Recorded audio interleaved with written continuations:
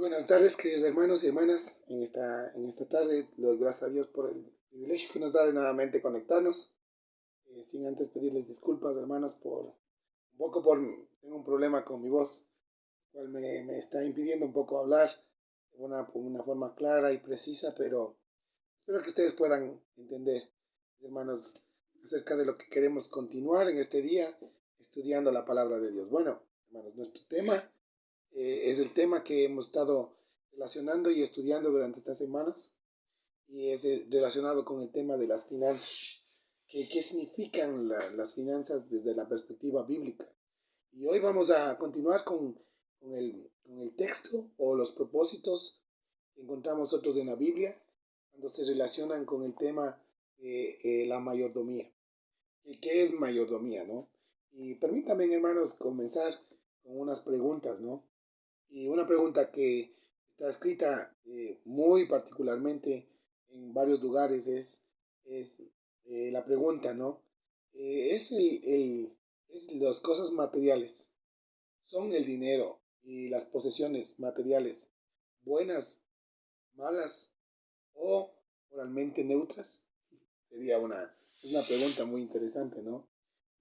La Biblia nos dice en Génesis capítulo 1, versículo 31, Dios declara y declaró que todo lo que creó fue bueno, y fue bueno en buena manera, hasta el punto en que podemos entender que todas las posesiones, incluyendo la tierra y todo lo que existe, es bueno, es bueno.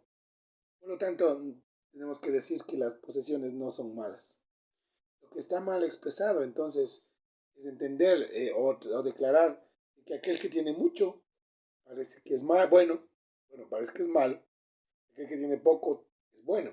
Y en realidad la Biblia de esto nada que ver. O sea, en realidad la Biblia está enfatizando de que todas las cosas, todas las posesiones son buenas. Ahora, entonces eso nos quita el peso de saber de que si las posesiones son buenas o son malas. Bueno, la segunda pregunta es un poco más específica, ¿no?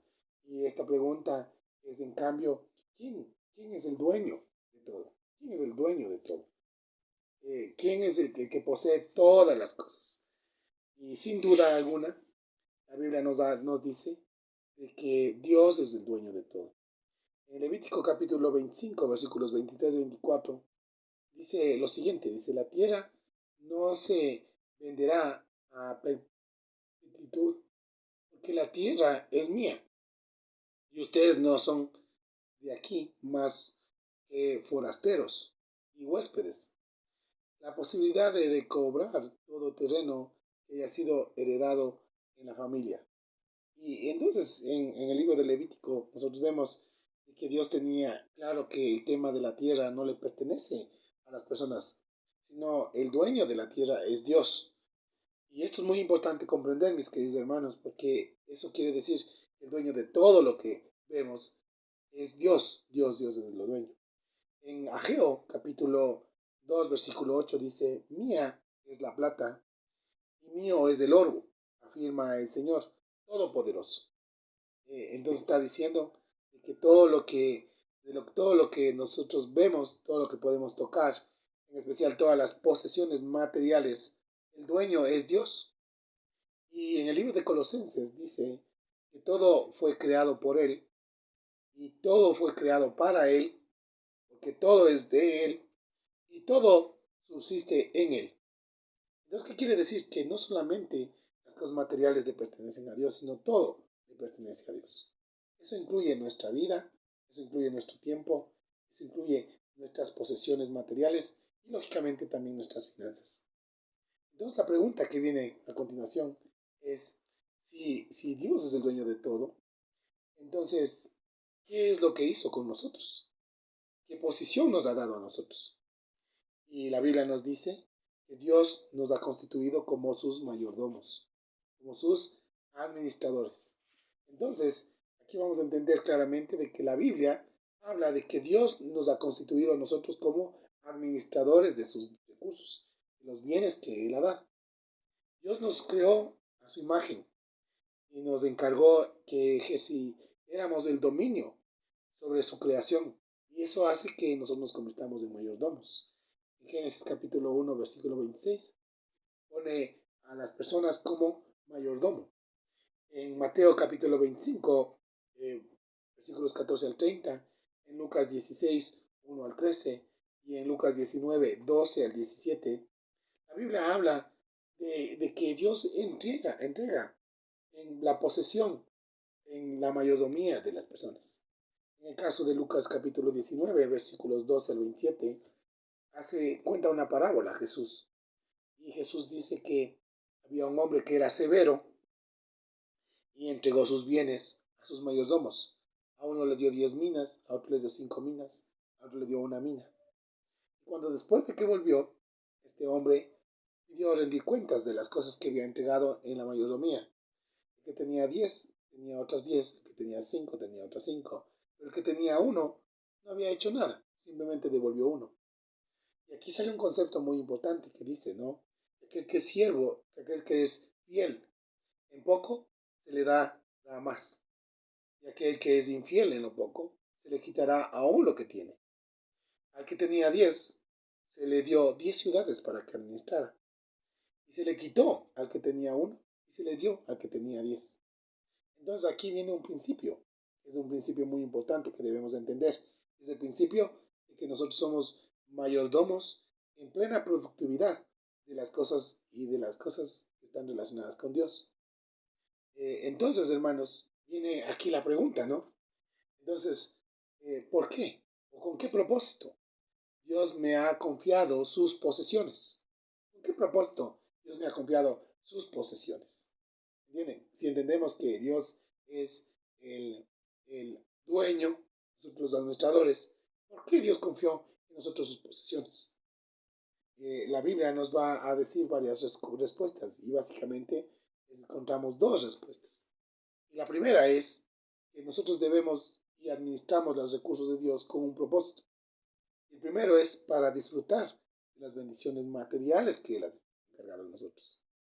En el libro de 1 Timoteo capítulo 6, versículo 17 dice, Dios nos provee de todo en abundancia para que lo disfrutemos. Qué lindo, hermanos, esto. Dios provee de todo lo que en abundancia para que lo disfrutemos. Entonces, esto es un punto muy importante, hermanos. Pablo advirtió también a los colosenses que no se dejen imponer las cosas que debían comer o beber o hacer. Dicen, tienen sin duda apariencia de sabiduría con su afectada piedad, falsa humildad y severo trato del cuerpo, pero de nada sirve frente a los apetitos de la naturaleza pecaminosa. Hermanos, Dios ha dispuesto las cosas que tenemos con un propósito. ¿Cuál es el propósito? Para que disfrutemos de lo que tenemos. Hermanos, estoy muy alegre de aquellos que Dios les ha provisto de un vehículo, de una casa, de un negocio, de algo que tienen un valor, el cual ustedes pueden disfrutar. Estoy triste con aquellas personas que tienen muchas cosas que Dios les ha puesto bajo su administración, pero que no disfrutan de estas cosas. Es decir, no aprovechan de lo que tienen para disfrutar. Y no quiero decir solamente de las posesiones materiales, sino también de las posesiones que no son materiales, como es el tiempo, como es la familia, como son los hijos, como son los nietos. Hermanos, deben aprovechar y disfrutar de la familia, de los niños, de los hijos, de los nietos, de las amistades, de las relaciones, de la iglesia en la cual Dios le ha dado. ¿Para qué? Para que usted pueda tener eso como una posesión propia y que de esa posesión usted puede disfrutar. Y lógicamente también de los bienes materiales. Es decir, si usted tiene algún recurso, ese recurso dude en hacer algo en el cual usted puede deleitarse en la presencia del Señor. Lógicamente, ¿no? Sin caer en tres aspectos claves. En el materialismo, en la codicia y en la avaricia. Entonces, hay un límite, hay un límite, ¿no? Del deleite. Y es que a veces nosotros por estar en medio de ese deleite, caemos en el materialismo. Y pensamos que hay que comprar muchas cosas. O caemos en la codicia. Hay que desear lo que otros tienen. Y eso es lo que no nos, la Biblia nos dice algo muy diferente. No, no es que tenemos que codiciar lo que no nos pertenece. Y peor, la avaricia. Es decir, que por alguna razón nos volvamos avaros de lo que tenemos y comenzamos a agarrar en lugar de compartir. Por eso la segunda razón es muy importante. ¿Para qué? ¿Para qué Dios confió sus bienes en nosotros? Para utilizarlos en la edificación de la comunidad. Ahora, esto es clave, hermanos, entender. ¿Por qué? Porque la Biblia nos dice, más bien dicho, la antropología nos dice, que el hombre ha sido creado para poder tener posesiones y dentro de sus posesiones quiere compartir esas posesiones con la comunidad. Nosotros somos personas de comunidad. No solamente tenemos la comunidad cristiana, sino también la gente cuando no tiene a la iglesia como su comunidad, tiene otro tipo de comunidad. Como por ejemplo, existen clubes sociales, existen cooperativas, existen asociaciones, se juntan personas de acuerdo a su afinidad, sea su inclinación social, política, económica, deportista, cualquier cosa de esas cosas, se asocia a la gente porque quieren tener una comunidad. Ahora, lo importante es que esta comunidad es un ejemplo de la necesidad de lo que tiene el hombre, de que en esta comunidad tiene que compartir. Ahora, vamos a limitar este ejemplo a lo que sería la comunidad cristiana o limitar a lo que sería la comunidad dentro de los parámetros de Dios. Diría esto ¿por qué? Porque existen algunas comunidades que no son buenas. A algunas de estas comunidades que no son buenas se les denomina pandillas, por ejemplo. ¿Por qué? Porque son comunidades de personas que están asociadas con un propósito mutuo, pero ese fin es malo. ¿Entienden? Entonces puede ser que hayan algunos grupos sociales que no sean muy buenos. Es más, que les intimiden a hacer cosas malas. Por lo tanto, esta comunidad no es buena. Si me dejo entender, ¿no? En cambio, la comunidad cristiana, donde yo puedo confiar claramente en que yo debo compartir lo que tengo o puedo utilizar lo que tengo para la edificación de esa comunidad, entonces tiene un parámetro bíblico y es algo positivo. Entonces vamos a ver cómo podemos compartir en esta comunidad. Número uno, tenemos, bueno, varias cosas donde debemos hacer, compartir y cómo debemos utilizar los recursos económicos o materiales para el beneficio de la comunidad. Primero, en primer lugar, ¿dónde debemos invertir? Es en la familia, ¿no? Primero, es en la familia, para invertir en medio del hogar. Primero Timoteo 1 Timoteo capítulo 5 versículo 4 al 8 dice, pero si alguna viuda tiene hijos y nietos, estos aprendan primero a cumplir sus obligaciones con su propia familia. Escuche bien. Y correspondan así a sus padres y abuelos, porque esto agrada a Dios. El que no provee para los suyos, y sobre todo para los de su propia casa, ha negado la fe y es peor que un incrédulo. ¿No? Interesante, ¿no? Entonces, muy importante es lo que nos enseña la Biblia. El primer lugar donde tenemos que nosotros emplear nuestras inversiones, ¿no? Emplear nuestra inversión de las cosas materiales es en nuestra propia familia, es en su familia. Hermanos, es muy interesante que a veces pensamos que cuando la Biblia está hablando de la provisión, primero pensamos en la iglesia, pero en realidad la Biblia nos dice que primero debemos pensar en la familia, donde debemos invertir nuestras inversiones. ¿Sí? Pues muy importante es empezar por ahí. Lo segundo donde debemos invertir es en la provisión para los necesitados de, de las hermanas y de los hermanos cristianos.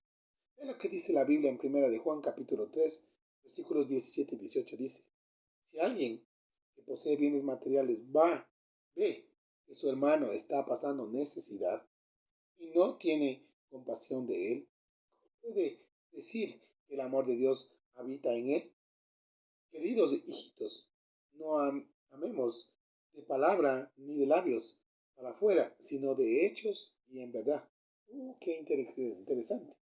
Entonces, hay una cosa que nosotros debemos hacer también, y es aprender a invertir en las necesidades de los hermanos, de las hermanas. Hermanos, nosotros a veces tenemos algunas cosas en abundancia y no nos damos cuenta de la necesidad que tiene la familia en la fe.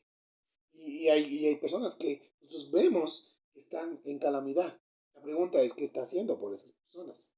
Usted debería compartir con estas hermanas de lo mucho o de lo poco que tenga, pero eso le va a ayudar a usted a entender lo que dice la Biblia, que lo que nosotros tenemos es para compartir con, o para invertir en las necesidades de los hermanos y de las hermanas. La tercera cosa en la cual debemos invertir es nuestra provisión, es en los grupos vulnerables. Estamos hablando de los pobres, de las viudas, de los huérfanos, de los presos. Mateo 25 dice claramente, ¿no? Estuve enfermo, estuve en la cárcel, estuve solo, pero tú estuviste ahí. Y la pregunta es, ¿dónde, no? Y vea lo que dice Proverbios 21:13, dice, que cierra su oído al clamor del pobre, llorará también sin que nadie le responda. O sea, en pocas palabras, hermanos, en algunos momentos nosotros tenemos, en otros momentos no tenemos. En unos momentos necesitamos aprender a recibir, en otros momentos tenemos que aprender a dar. Y es importante tener en claro esta inversión de parte de Dios o de parte nuestra, ¿sobre quién? Sobre los grupos vulnerables, las personas que no tienen, no tienen. ¿Estamos claros, hermanos? Entonces esto es muy importante, ¿no? En Lucas capítulo 3, versículo 11, dice, el que tiene dos camisas debe compartir con el que no tiene ninguna. El que tiene comida debe hacer lo mismo. Increíble, ¿no? Muy bien. Entonces, nuestra inversión es para compartir con aquellos que no tienen, en este caso los grupos vulnerables. Siguiente, creo que estamos número 4. Debemos compartir para la provisión de los líderes espirituales. Líderes espirituales, hermanos. Gálatas capítulo 6, versículo 6 dice, el que recibe instrucción en la palabra de Dios, comparta todo lo bueno con quien la enseña. Hermanos, yo soy un pastor y soy un maestro. No quiero en este momento hablar de mí, pero yo conozco a muchos pastores que han dejado de ser pastores, a muchos misioneros que han salido del campo de las misiones, a muchas personas que han entregado su vida para el servicio de Dios, pero que no pueden continuar en su servicio. Y la pregunta es, ¿por qué no pueden continuar con su servicio? Y la razón es que no tienen el apoyo, no tienen el sustento, no tienen digamos, esa sociedad, ese entendimiento de que de que las personas, los líderes espirituales, necesitan convivir.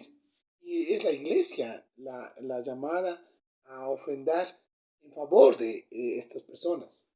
En la Biblia hay muchos textos, como Lucas 8, 1 al 3, Lucas 9, 1 al 5, Lucas 10, 1 al 7, 1 Corintios 9, 11 al 18, 1 Timoteo 5, 17, 1 Timoteo 5, 18, Tito 3, 13, Tito 3, perdón, sí, Tito 3, 13, 14, tercera de Juan 6 al 7. Hermanos, muchos textos bíblicos en el Nuevo Testamento están enfatizando a que la iglesia debe sostener a sus líderes y debe también tener en cuenta de que Dios le ha dado recursos y le ha dado provisión. ¿Para qué? Para que comparta con sus líderes. Entonces es muy importante tomar en cuenta esto, hermanos, y no quiero hablarlo por mí, no solamente, pero como les digo, yo conozco muchos pastores que dejaron de ser pastores. ¿Por qué? Porque las iglesias no les aportaron, no les ayudaron. Y de vez en cuando es una motivación para el líder en que usted pueda llegar ahí y le diga, tú me va, pastor, vaya, tómese un café, o vaya, cómase algo, o cómprese algo, ¿sí? Que sea para usted. Gloria a Dios, hermanos, por estas personas. El apóstol Pablo les decía a los colosenses, ustedes no son mis donantes, sino ustedes son mis colaboradores. ¿Colaboradores de qué? De la labor de liderazgo.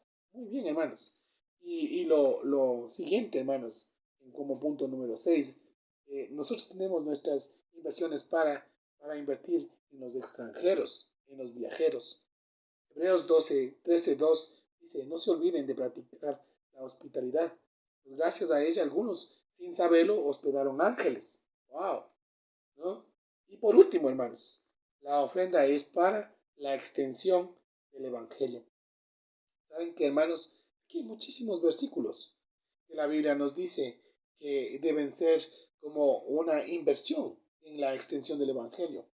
La Biblia nos enseña que el Evangelio debe ir en todas las direcciones de todo el mundo. Pero para ir en cualquier dirección necesitamos de dinero, necesitamos de recursos financieros y esos recursos deben ser parte de nuestra inversión. Por lo tanto, hermanos, respondamos a las preguntas. ¿Las posesiones son buenas o malas? Son buenas. ¿Quién es el dueño de todo? Dios es el dueño de todo.